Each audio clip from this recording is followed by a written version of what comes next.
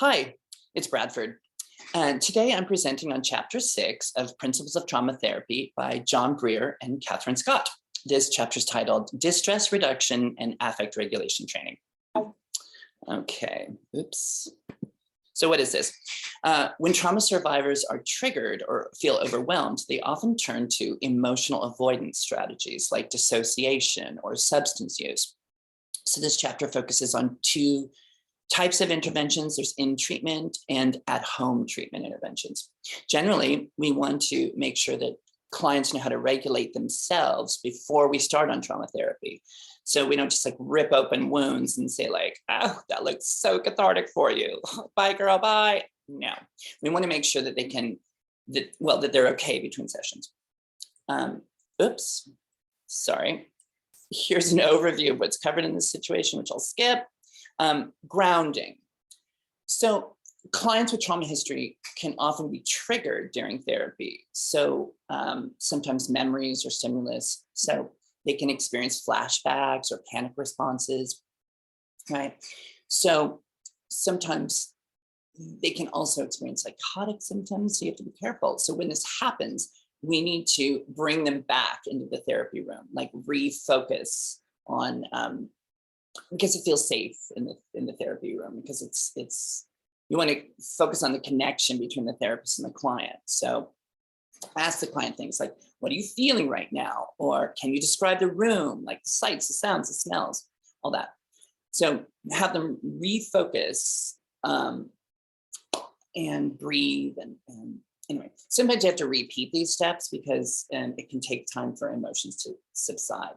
So there's a caveat. Grounding techniques can run the risk of implying that something's wrong. So you want to be really calm and not freak out. So be really gentle with your approach.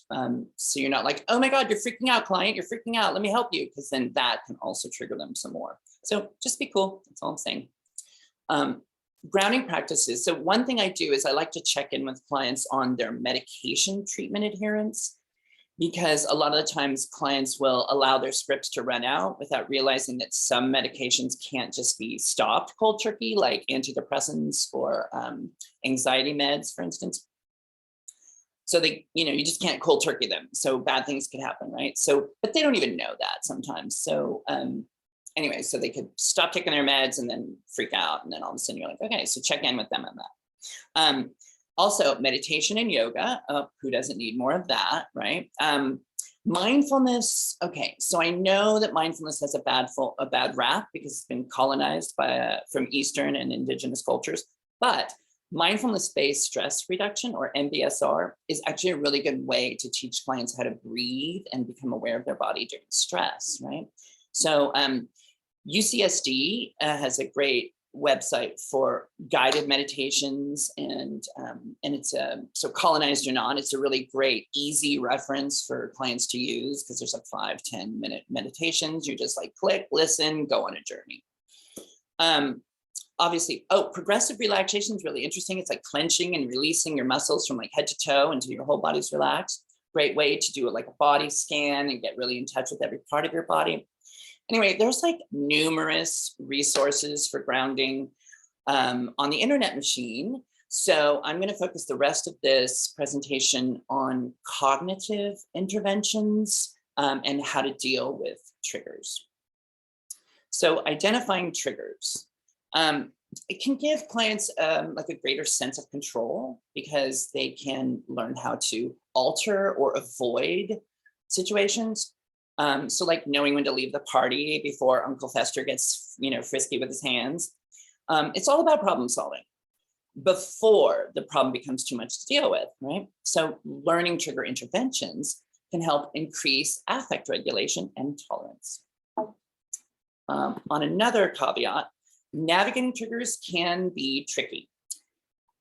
Because just because they can spot them doesn't mean they can stop them. So it's sometimes hard to know what to do when you're triggered. But in general, it's good to know what these triggers are. So, so when a trigger starts to tingle those spidey senses, you want to have your client be able to stop and notice before they take action. Because the more they get comfortable identifying their feelings, that are coming up for them, then it's easier for them to navigate them. Obviously, it's best to explore this all in the context of therapy. Message in a bottle. This is basically an intervention strategy that's like pre-planning what to do when triggered. So like that's the message, you put it in the bottle, and then if you get triggered, you know, you smash that bottle over the head of that trigger and say like, bam, I was ready for you. Anyway, but I will continue. Oh, trigger grid. So this is a really good structured version of trigger interventions. So it was actually designed by one of the authors of the book, and there's a clickable link here, but you can also Google Briere trigger grid worksheet. So it's a great exercise to be able to do like in session or at home for homework with a client. Now I'm going to show you how to teach trigger identifications as a series of tasks. And isn't this picture cool? It's like Feed Me Seymour, right? I took all these screen grabs from Fantastic Fungi, this documentary. It's totally worth watching. It's beautifully filmed. Anyway, that's my plug. Identifying triggers. So first you want to learn how to recognize any thoughts or feelings or sensations that are post-traumatic in nature, right? So this can be, you know, as easy as like a car backfiring can obviously remind you of, you know, a gunshot, or like elevators can make people feel claustrophobic if they were ever trapped, you know. But sometimes triggers are more subtle, like feelings of fear or anger or like helplessness during relational conflicts. For instance, with your husband who is convinced that he does more housework than you do. Full disclosure, he does, but it doesn't mean I don't get triggered when he brings it up. When a client's spidey senses are tingling, they want to ask themselves, does this thought or feeling make sense right now? Or is it too intense given the context? Is this a traumatic memory that I'm reacting to, or I'm experiencing changes in the way I'm perceiving things? Like, is this really happening, or am I gaslighting myself again? And lastly, is the situation something that I would normally get triggered? So knowing your normal triggers is obviously helpful. Once you can identify these triggers, you can evaluate them. So step 2 would be to teach the client to understand what it is that they're being reminded of. So does this feel like an interpersonal conflict, or is this criticism, rejection, or sexual situations that were traumatic or made you uncomfortable, or any interactions with authority figures, you know, like my father, for instance, hi dad, or people that even remind them of past perpetrators, or maybe it feels like a boundary violation. So, you know, any of these things can remind clients of trauma. So if the client can identify where these triggers are coming from, then the second step obviously is to control them. So another caveat is sometimes these triggers aren't obvious and we start like second guessing ourselves. So if clients start to feel creepy, I always say most likely the answer is yes, and you want to listen to that, because then you can cue yourself in on those feelings and sit with them or act on them or decide what to do. Now you want to employ your inner superhero here, and oops, go back. Employ, so you can, internal timeouts, for instance, right? So you want to, hold on just a sec, let me gather myself. Please hold.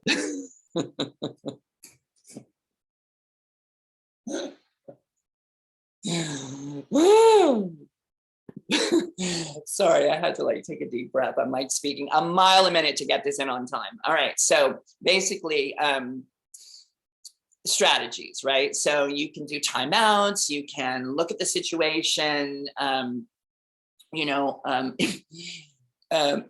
learning how to discourage people, for instance, if they're like coming on to you and like in a don't mess with me way, or basically we want to take the time to analyze these triggers and change our perceptions and our narratives so that so for instance, if somebody says, damn, this potato salad is really good, you know, like you thinking, ew, gross, they're hitting on me. Well, maybe they're just commenting on the potato salad, right? Or if like fear or rejection is something that bugs you, then instead of like assuming that you're being dissed, maybe it was just like, socially awkwardness going on, or, like texting misunderstandings. A lot of that happens, right?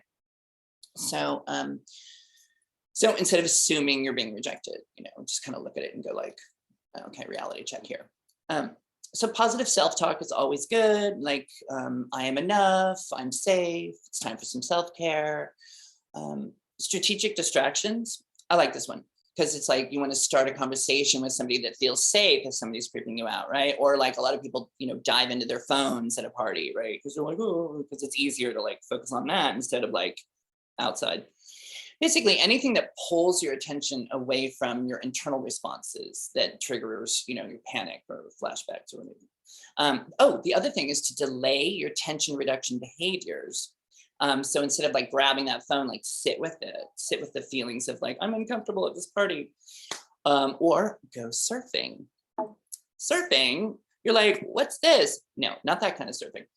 It's emotional surfing, right? So this is teaching clients how to ride their uncomfortable triggers for as long as they can before engaging in tension reduction behaviors, because this builds tolerance, right? So eventually the client will be able to ride their wave until it peaks and subsides without having to rely on their tension reduction behaviors. And usually this all happens within 30 minutes. So if they can ride it out, it'll be easier in the long run. So if they can change their relationship to the triggers and reframe the stories that they're telling themselves, then they'll be able to, for instance, hang out at that party a little longer. Okay, so as therapists, we model affect regulation for our clients. Like we normalize things that are maybe uncomfortable. Like, if they cry, it's okay to cry here, or like validate their choices. Like I would totally have done that too. Don't worry, you're normal, you're normal. So when we talk about having clients do repeated activation, it's about exposing themselves to their traumas over and over so they can then find their own resolutions, right? So eventually they can de-escalate their own emotional experiences or self-soothe, right? Or, reframe, or even call on rational support systems like mom. In closing, learning how to treat trauma, the goal is to become strong enough to deal with whatever comes up, right? Instead of compartmentalizing these emotions, right? So the goal of a therapist is to find a safe way for clients to navigate this process. So that's it. I'm Bradford, and this has been my summary of Chapter 6 of Principles of Trauma Therapy by John Briere and Catherine Scott. Thank you for listening. Oh, sorry, stop this thing. How do you stop this thing? Stop recording.